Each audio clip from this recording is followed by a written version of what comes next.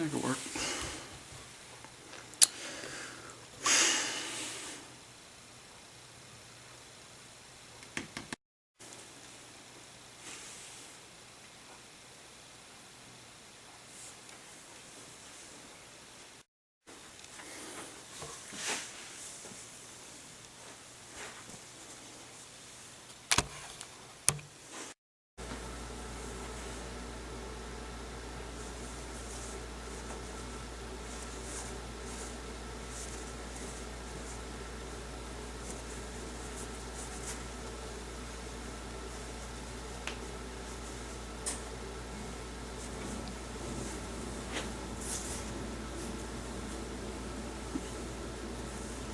Still fits.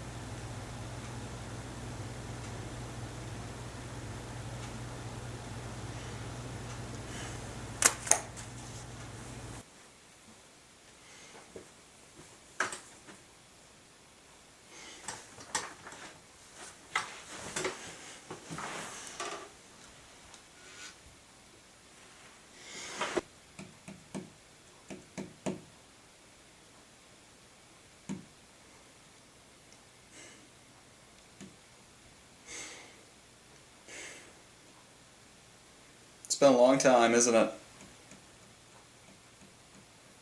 Yeah, it's been a while. Hello again, fellow YouTubers. It's all unpleasant back. Yay! Okay, let's not have a repeat of the top 12 Lost Tapes episodes where the intro was too long. Let's make that shorter. So, been a while, kinda recorded some gameplay, did some things. I figure, I haven't done a top 12 for a long time, haven't I? Or should I say a good top 12? I haven't done a good top 12 for a while, so I'm gonna try to make this one good. I wanna make this, like, good, and then, like, you know, people can actually like my videos, so hopefully this gets a lot of hits. But with YouTube algorithms and all that bull, I mean, oh well. Anyway, you read the title, so you probably know what it is, but, you know, I'm just gonna go in and explain this just slightly. So just hold out for just a little bit while I just explain this. So, this wasn't originally my first idea for a top 12, this came up a little bit later, but I figure I should do this one first. It's kind of a kickback into my channel because it just seems right to kind of talk about how I got here. And I feel like some of these films, at least, had something to do with that. Hopefully. So, these are my top 12 favorite movies. There's no runners-up or anything like that. These are just the 12 films that I will watch again whenever I see on TV. I'll probably sit down and watch them unless I'm busy or doing something like that. These are the 12 films that I enjoy watching over and over, and enjoy watching for any number of reasons that I'll go into detail later. So, yeah, let's get into that. Number 12. Forrest Gump.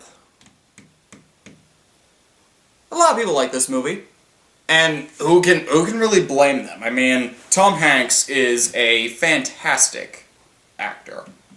He does a great job in almost every movie I've seen him in. Like, I haven't seen Castaway, but I'm gonna rattle off some others. The Green Mile, which is on this list, you'll see it later.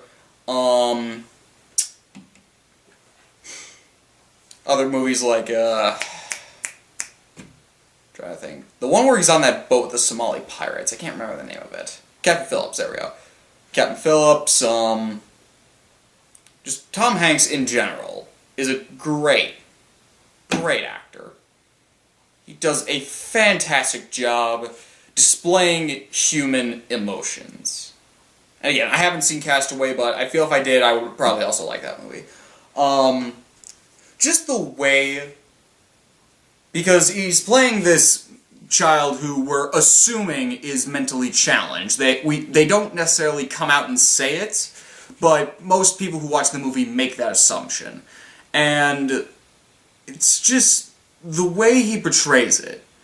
He portrays this sort of innocence that so many people just enjoy watching, and I personally enjoy seeing this innocence. And this is an innocence in humanity that I don't think a lot of people really show as much anymore. Just the flat-out, well, I'm gonna do this because why would you do it any other way? Not a lot of people really do that anymore. A lot of people usually need a reason, myself included. Most people need a reason to do something for a lot of things, and just seeing his character do these things, not because he has a reason to, but because there's just no point in not doing it. I mean, we see Forrest Gump go through all these endeavors, the Vietnam War, doing all these famous things, you know, running into the reflection pond near in Washington. I mean, just doing all these feats, like a shrimp boat captain. I'm just gonna keep rattling this off because this is never scripted. And just doing all these feats that normal humans wouldn't do. Or couldn't do for whatever given reason. And the thing that some people claim about this movie is that he didn't actually do any of this, and he's just delusional. He's just a delusional handicapped. He's just a delusional mentally disabled person. To which I say, well, what if he did? Like, it's one of the few instances where I'm positive about something, and I'm like, you know, I think he did. I think he did run across the country. I think he did influence a bunch of people, not actually influence people. Like, I doubt he was, he talked with Lyndon B. Johnson, but that's besides the point. The fact that some people say he didn't. To which I say, I think he did. I just think he did. And this movie just gives an uplifting... It's a very uplifting movie, and I'm usually not a fan of uplifting movies just because a lot of the times they're just very unrealistic, and they just give happy endings that I personally don't find very tasteful. But this is one of those few movies where it does all that, but does in a way where I don't care that's uplifting. I'm just watching this man do his life events, and despite the fact that he gets cheated on, like, bullied, called names, looked down upon, being told constantly he can't do it, the fact that he just does, regardless, is... it's nice. It's a nice change of pace. And granted, are there things wrong with the movie? Absolutely. The fact that he keeps going to the same woman over and over, despite the fact that the woman basically just goes on to him as a rebound, is just kinda sickening. Also, some of the dub-over stuff has lost its luster, and some of it's just kind of awkward. And the whole ping-pong thing's a little bit weird, but other than that, it's a good story. It really is. And it does hold some sentimental value to me, I think. I put this at number 12 just because there are a lot of movies I just like better than this, but I couldn't put this not on the list somewhere, so that's why it's at number 12. So, number 12, Forrest Gump. Number 11, A Few Good Men. This is Jack Nicholson and Tom Cruise together in a movie. And it turns out pretty well. Now, say what you will about Tom Cruise, but, like, say what you will. Slander him, do whatever you want. Because, yeah, he does some things that are just questionable, but he's still a really good actor. I don't think I've seen him I personally have seen him in a movie where I've left that movie going, oh wow, that was bad. At the very least, I'm like, yeah, that was a good movie. Tom Cruise acted very well in that movie. Like, all of his Mission Impossibles, Oblivion, this movie especially shows that he can act pretty well. Like, you feel for this guy's character. And Jack Nicholson, man,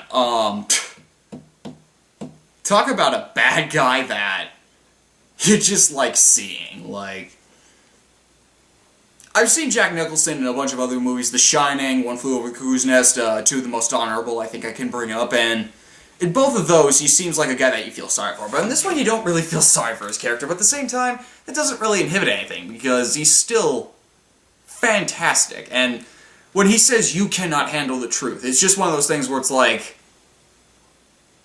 yeah, that was awesome. The whole movie premise is a really good one. Are these men guilty? Because, unlike a lot of detective movies, we usually don't see that much of the crime. We usually, like, see at some point the crime and how it was done. In this movie, we don't see it. We actually have no clue. We know as much as the main character does, so that's a nice change of pace for a courtroom drama, whereas other courtroom dramas, you'll see some form of the act being done to determine whether the person is guilty or not. And at the end of the movie, yeah, it's a very satisfying end, to say the least, because on the one hand, the good guys win, but on the other hand, the good guys also lose.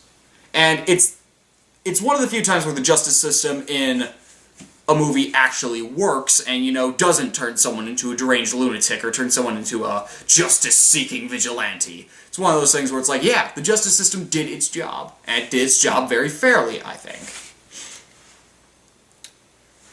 It's a courtroom drama that, whenever I see it, I'll be like, yeah, I'll watch this. It's good. It really is. And I'm going to say that for a lot of the stuff on this list, because they're all really good movies that I'm bringing up, and some people may not like some of the movies I bring up, but then again, it's my top 12, so y'all can just deal with that. But this movie, One Flew... Yeah, no, not One Flew. A Few Good Men. It's one of those movies where when you sit down, you better be sitting down for the long haul, because you're not going to leave them at some point. You're gonna wait for that last scene at the end where Jack Nicholson says that line. You're gonna wait for that. And while you're waiting for that, you might as well just watch Tom Cruise and his friends kind of work together and put this piece together and try to form a very solid defense. And Tom Cruise, again, does a really good job at persuading people and just acting like a lawyer. He really does. It's a good example of a courtroom drama where it's dramatic, but it's also kind of fun, you know, in its own little way. So number 11, A Few Good Men. Number 10, Terminator 2, Judgment Day. If I ever decide to discuss my sagas and trilogies, if I ever were to discuss the Terminator trilogy, because there's no other Terminators after it, Terminator 2 Judgment Day is the number one. Whenever somebody says, "Oh, sequels are," it's really rare that sequels are better than the original, and I say Terminator 2 Judgment Day, and that pretty much stops the conversation, because it is. It's one of those things where it's like, yeah, sequels can be better than the original. I like the original Terminator. I thought it was fine. Didn't really have anything wrong with it. There wasn't much there to root for. It was just kind of one of those shoot-em-ups with Arnold Schwarzenegger just acting like a robot. So it was a fun movie. It wasn't like the best ever, but it was fun. Terminator 2 Judgment Day. Improved from Terminator in every way, shape, and form. Better effects, better acting, overall better story. I felt way more attached to the characters than I did in the first one. The story itself was pretty good, and for a time-traveling thing, it was easier to follow. Well, grant the first one's really easy to follow. Robot goes back in time, other guy goes back in time, other guy impregnates chick to make future resistance leader. Whereas this one's like, yeah, let's just keep the resistance leader alive, the one that's already born. So, in a sense, it is a little bit easier to follow. And it's one of the few times where there's a kid actor that's tolerable. And that usually doesn't happen. A lot of child actors aren't that tolerable in certain movies, especially when a lot of their dialogue is about screaming or complaining about something. This kid does okay. Granted, there are some scenes where it's like, kid, shut up, but hey, he's got Arnold Schwarzenegger as his own personalized robot bodyguard. That's pretty awesome. Like, it's a fantastic action flick. It's a fantastic sci-fi flick. I think the only reason a lot of sci-fi classes don't do it is because it's R-rated, and, well, we can't show R-rated, but... It's just... Yeah, the villain in this movie is a fantastic villain. Like, and the effects aren't that bad, and I think they're still kind of valid in today's, even in today's CGI. They're still pretty valid effects, I think, for the most part. It's... The villain is fantastic. Like, he just gives this cold appearance, and this just stoic overall, like, figure. And the fact that he's, like, disguised as a law enforcement officer, I think was a fantastic idea, because this way it shows that anybody can really be a villain when you really look at it. Anybody can. And I think the scene that determines if I really like this movie or not was the scene where Arnold Schwarzenegger just takes out a minigun and just starts opening fire. And then later just looks to see if anyone's hurt. It's like, nope, no injuries. It's like, yeah. Yeah, that right there is awesome and humane at the same time. And if anyone else would like to try and top that, I open the challenge, but I doubt you can in today's action film genre. But anywho. So, Terminator 2 Judgment Day. It's fantastic. Go watch it. My number 10, Terminator 2 Judgment Day.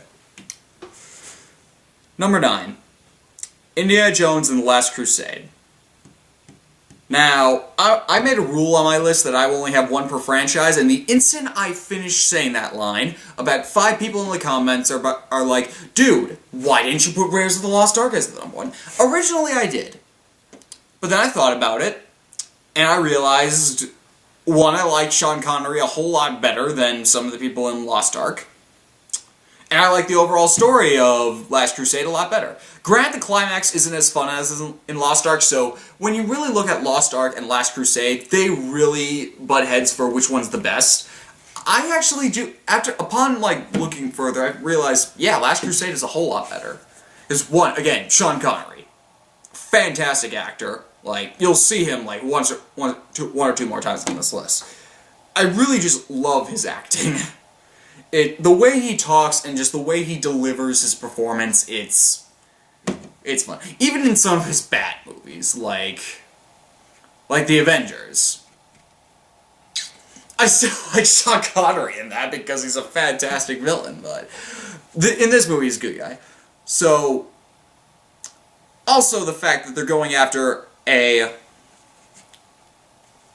artifact that seems like an artifact that would be much more easy to actually locate. Whereas in the first one they had the Ark of the Covenant, which could be really anywhere when you look at it.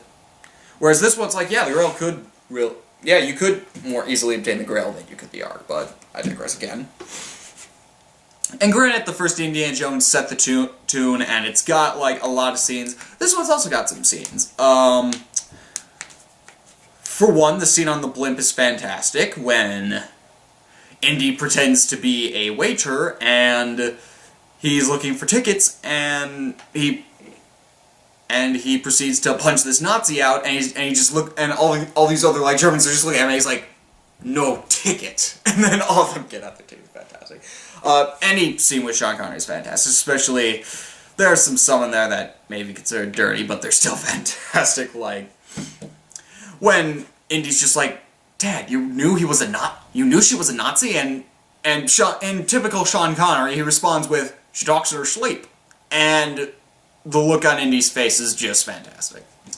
And whenever I hear that scene, I'm like, well, it's just Sean Connery acting like Sean Connery. Can you really blame him? I mean, Indy's father is James Bond. That should be canon. If it's not canon, it should be. The boat scene during the first whole set of the movie is a great chase scene. The scene on the tank is also a fantastic action scene. It delivers a very thrilling climax, and then when everybody just thinks Indy's dead, they're starting to mourn him. It's a great scene. Then it goes from dramatic to comedic in an instant, and it's just a really, really good scene. that everybody's just looking down, and the ninja's just looking down like, oh, hey, how about that? And then everybody's, like, happy, and then Sean Connery shows that he's a great father. Which, if Sean Connery was your dad, you'd be like, yeah, that's pretty awesome. It's a fun film. Again, I love Sean Connery, so that's really the main reason why I put this over Raiders of the Lost Ark. The Raiders of the Lost Ark is still fantastic, but I just like Last Crusade just a little bit more. So, my number 9, Indiana Jones and the Last Crusade.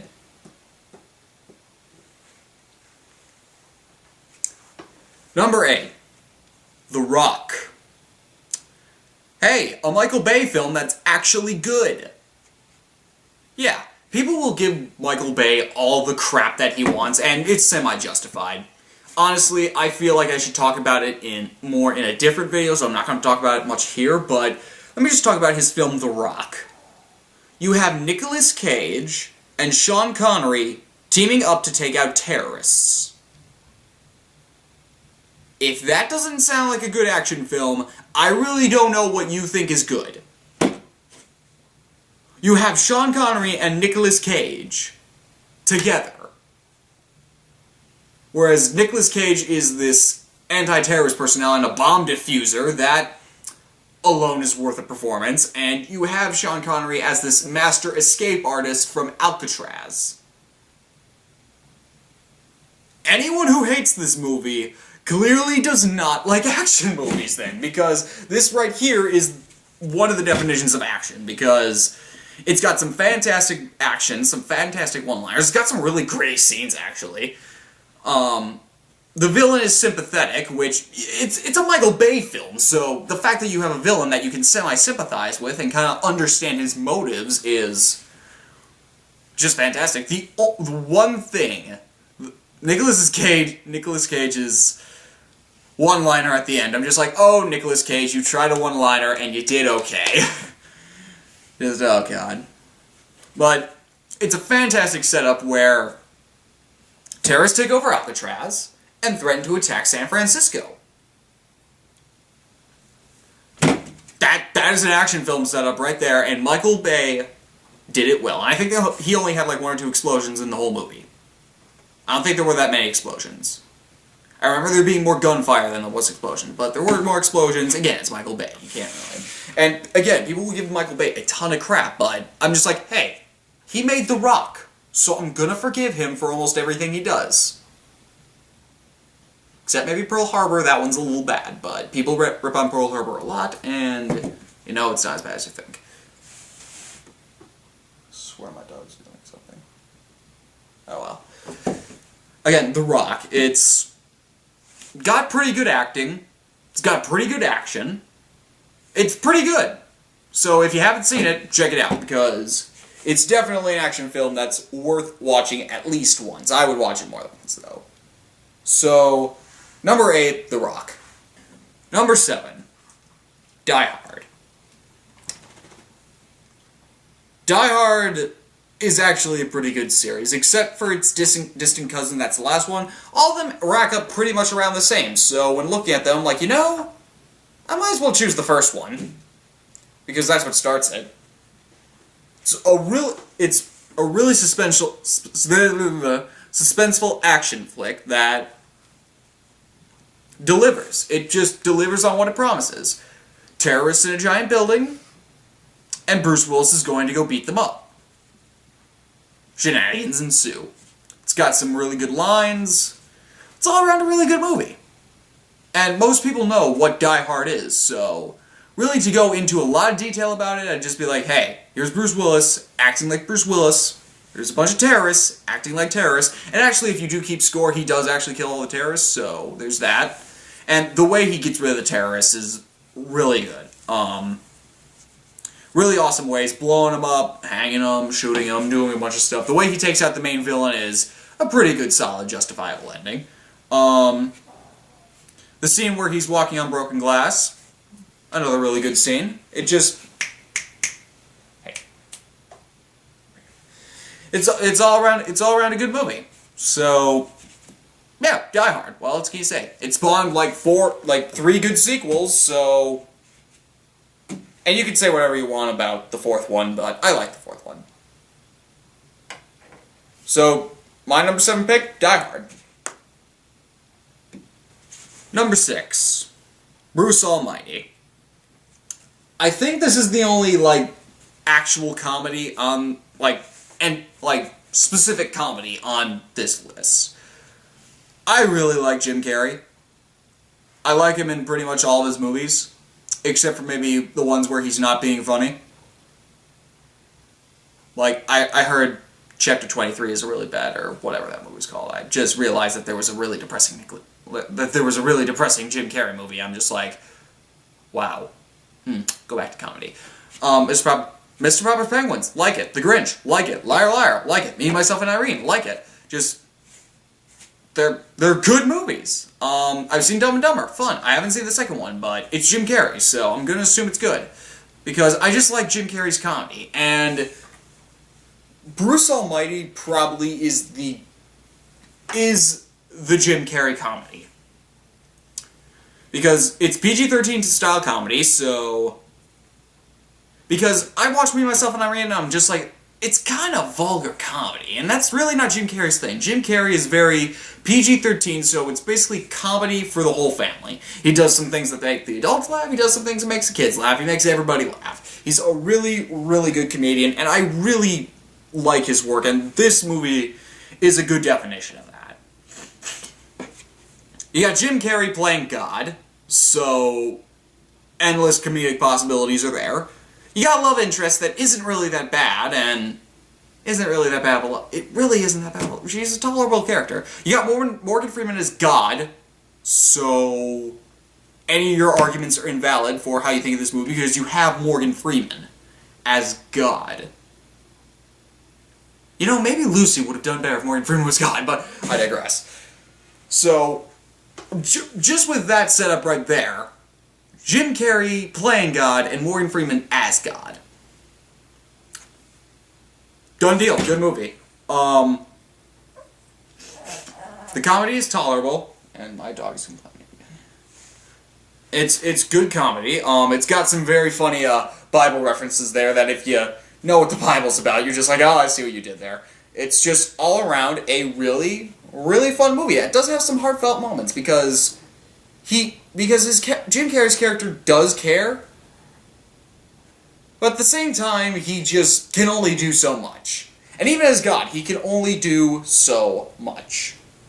And even with his godlike powers, he's still human. So, is the acting is it like the best movie ever? No. Is it for everyone? No, it's not for everyone. But I personally like it. I think it's a very fun film. It's one of the few like Jim Carrey. Any Jim Carrey comedy I automatically like.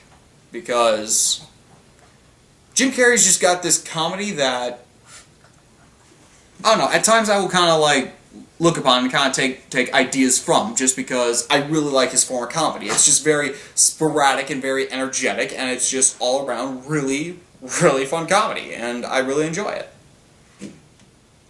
So, yeah. My number 6, Bruce Almighty. Number 5, The Godfather.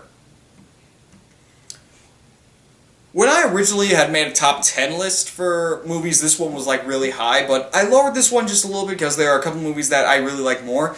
This is still a fantastic movie. If you have not seen The Godfather, you clearly have not experienced cinema.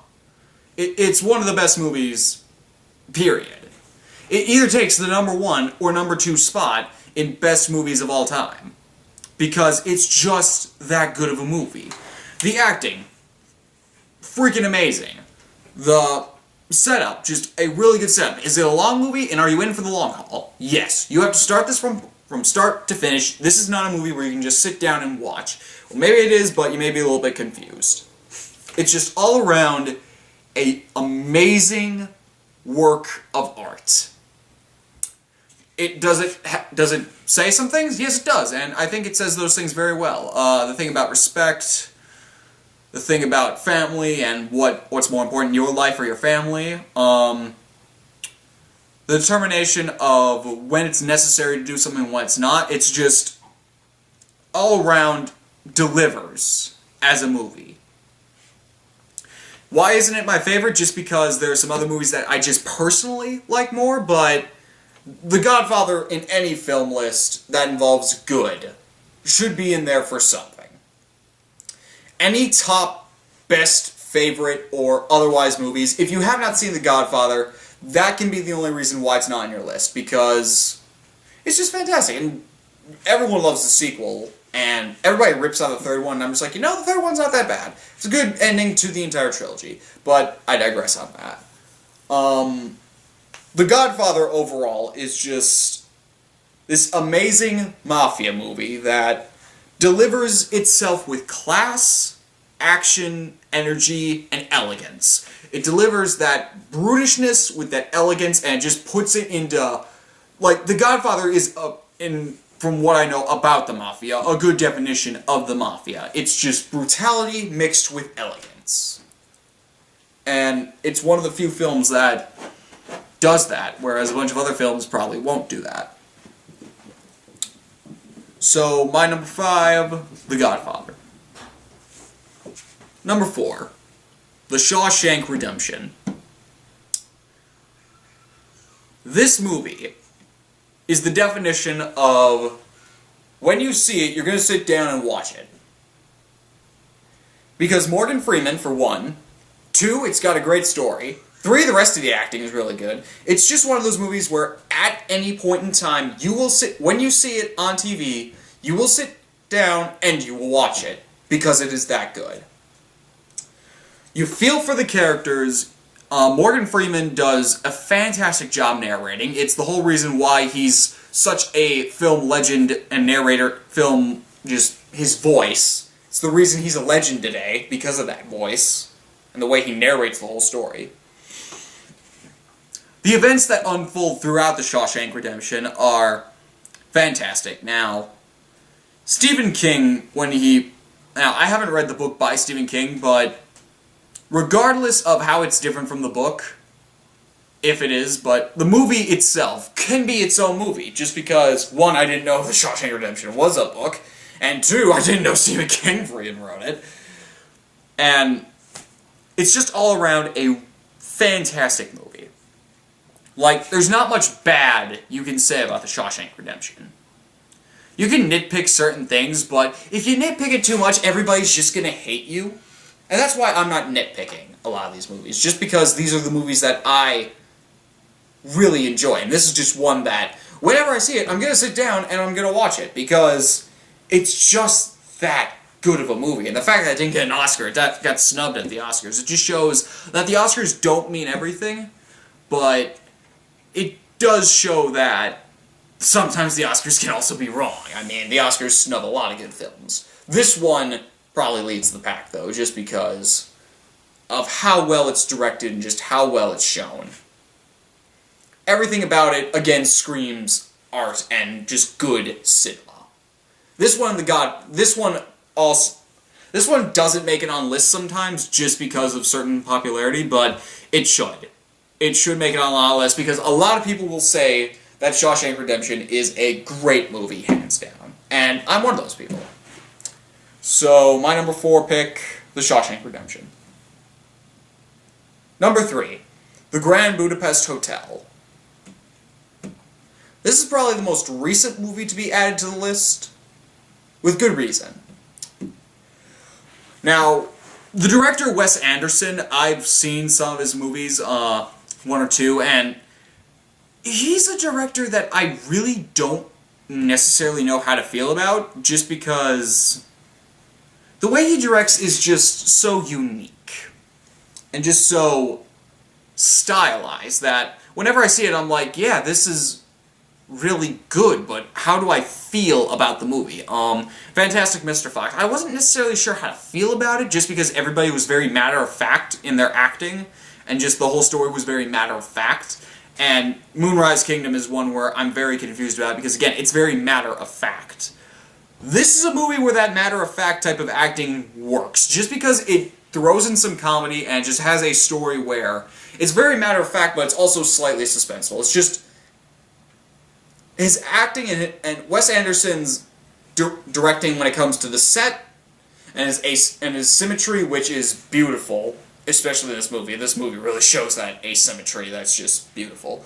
And the way his actors act, which one is very matter-of-factly, and two is very awkward comedy, but this movie especially works in that way, because it delivers this very beautiful... It's a very beautiful movie, and it delivers this very beautiful vibe to it. It's got some really funny comedy, and it's one of those movies where when you sit down and you know a lot of and you've heard a lot of actors, and then you see them there, you're like, oh, hey, Bill Murray, or hey, William Dafoe, or hey, one guy I cannot remember the name of, but I know you're a good actor regardless. It's just all around a very artsy movie. Is it for everybody? No. Is it for some people, though? Yes. I think it deserved the Oscars it won. It really did deserve it. And for those who don't think it is, no, it's good. It's a really, really good movie. Is the story, like, spectacular? No, it's a very simple story, but does it deliver and make you want to watch the whole thing? Yes. Is it one I watch again? Yes. A lot of these are movies that I would watch. All these are movies I watch again, and this is one where I watch it again, because it's good. It's a really, really well done film, and I applaud Wes Anderson for sticking to his guns, whereas other directors would just change their motive to basically work towards the Oscars. Wes Anderson honestly should get more Oscar nominations because he pretty much just does what he wants, and ironically enough, that is kind of what the Oscars are about, like making really artsy films, and that's what Wes Anderson does really well. And he doesn't do it for the Oscars, he just does, because that's how he directs. So, number 3, The Grand Budapest Hotel. Number 2, The Green Mile. This movie impacted me a lot. For one, it gives me one of my... I really like McDuncan and his acting. He's a really good actor. I mean, he's been in pieces of crap like Daredevil, but even still, whenever I see that actor, I'm like, you, sir, are a good actor, and you died. And you died very young, and I'm very sad about that. And it's got Tom Hanks again, and he's fantastic as a prison guard, and oh my god, is this a good movie. Like, this is a movie that actually almost made me cry. And given that I am not really emotionally attached when it comes to a lot of things, and given that I rarely feel much emotion towards, like, characters in movies, oh my god, this movie really gets it. It's one you have to see from beginning to end in order for it to unveil its full effect on you, because it's just, oh my god. The acting is fantastic. The setup is great. The payoff is a wonderful payoff. Like, I didn't cry just because I have a standard control over my emotions, but it almost happened, and when a film almost touches me in that way, I have to give it credit and I have to give it props for that. Like, a movie doesn't just do that and then just doesn't go off my radar. It really doesn't. Wow. I was expecting it to be an okay movie. Like, I heard about it, I'm like, let's just... Because I heard about it via a joke, and I'm just like, let's just check it out. I wonder what it's like. It's probably not going to be much, but holy crap, was it good. It's a really gritty version of the Shawshank Redemption in a way, with a much grittier ending and a much more realistic ending, so to speak. The Shawshank Redemption has a fantastic ending, but this movie, and I dare not spoil this movie's ending, The Green Mile just is wonderful. It's just all these positive things I can say about this movie. I've said already about all these other movies, so it's like broken record, but it's wow. Just wow. It's that good. Like, check it out for yourself. Anyone who has not seen this really should see this, just because Like, my God, is this movie just... yeah. It really did touch me. It really did. And that's why I gave it the number 2 spot. So, my number 2 pick, The Green Mile. Number 1, Goldfinger. Were you people really expecting me to choose any movie other than this? Because if you were, I am sorry. I'm just so sorry about that. This wasn't the first Bond movie I saw, but it was the Bond movie that made me determine, yes, James Bond is without a doubt my favorite movie franchise. It is without a doubt my favorite series of movies. It's without a doubt my favorite films, period. And if I would put them all at the number 1 spot. But again, one per franchise, obviously it's going to be Goldfinger. Because I already did a top everything of every James Bond movie. I put Goldfinger at number 1. It gets the number 1 spot here too, because it just cemented my status as how I like James Bond. And James Bond, I will attribute as probably the reason I got into movies and arguably even YouTube, just because I wanted to do so many things and discuss James Bond so much, just because of how much I like James Bond. And a lot of times I don't actually communicate with people as to how much I... but yeah, Bond fan, right here. Am I still waiting for that countdown for Spectre? Heck yes. Am I waiting for it to come out? Oh yes, definitely.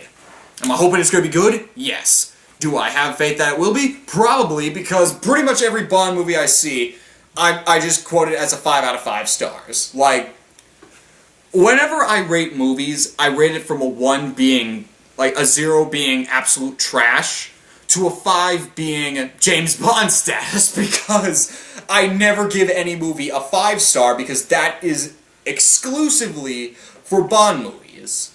Do these films on this list come close? The Green Mile does come close, and the Grand Budapest Hotel definitely comes close, but... and, again, a lot of the movies on this list come close, but a lot of these are 4.5s or 4s that I give. James Bond gets 5 stars. I literally have not given anything else a 5-star rating, just because that's excluded to Bond only. Like, they get their own separate category. I like James Bond so much, and I love Goldfinger especially because, 1, Sean Connery is Sean Connery at his best. The villains are fantastic. The Bond girls are fantastic. The plan is fantastic. It's a great villain plan. I think more villain plans should be more thought out like this. It has good action. It's got good gunplay. It's got good gadgets. It's got everything that a Bond film asks for. Are there some Bond films that I think also could easily get this spot? GoldenEye is definitely one that I think deserves mentioning. Skyfall is also a really good mention, and there are a lot that deserve mentioning, but Goldfinger, in my opinion, is just the best, and that is why I put it at number 1. Like, I attribute a lot of my things to James Bond. My love for action movies, James Bond.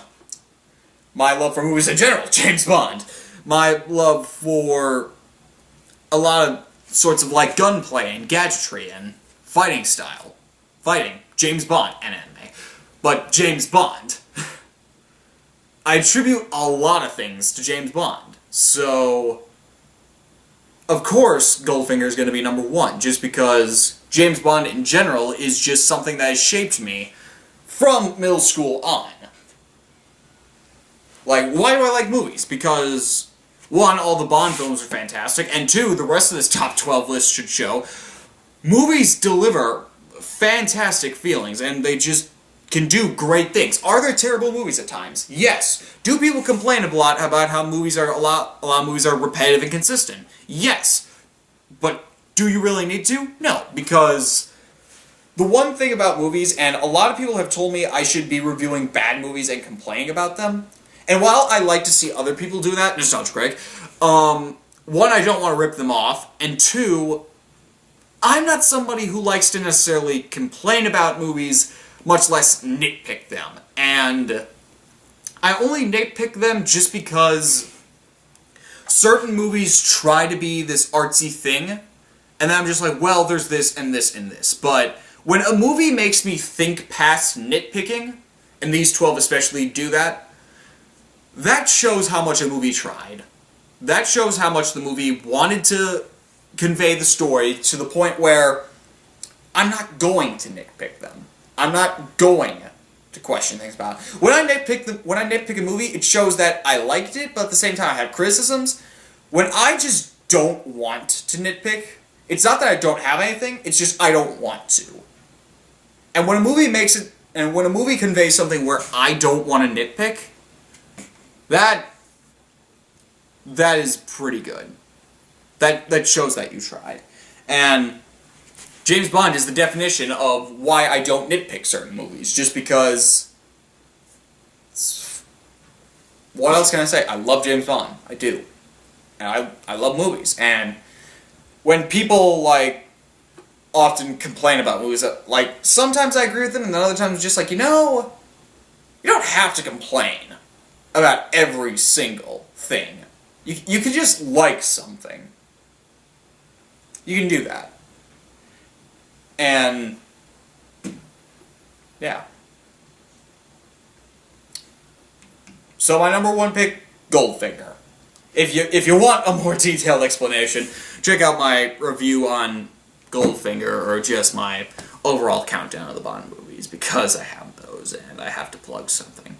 Anyway, my voice is almost giving out, so I'm just gonna kind of end it here, but I wanted to do this one over other top 12 lists just because I feel like this would be the proper way to get back into my channel and get back into discussing things.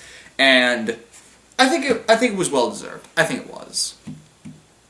So I guess all I can say here is watch movies, like movies, nitpick them, of course. No movie is without sin, that is something I've learned, but you don't have to nitpick every one. Enjoy movies. Just enjoy them.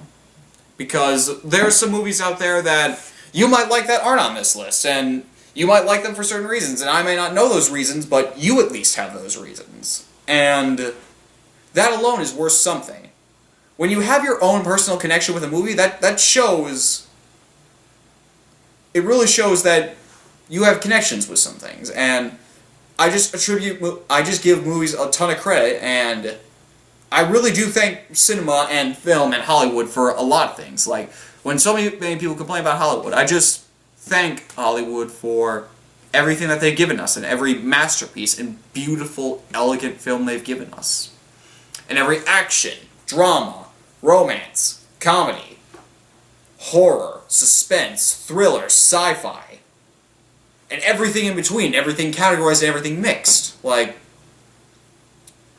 they just give us things that just give you this feeling that you can't really describe. And I probably described that throughout this entire video. So, continue to watch movies and continue to enjoy them, guys. That's really the best thing I can say.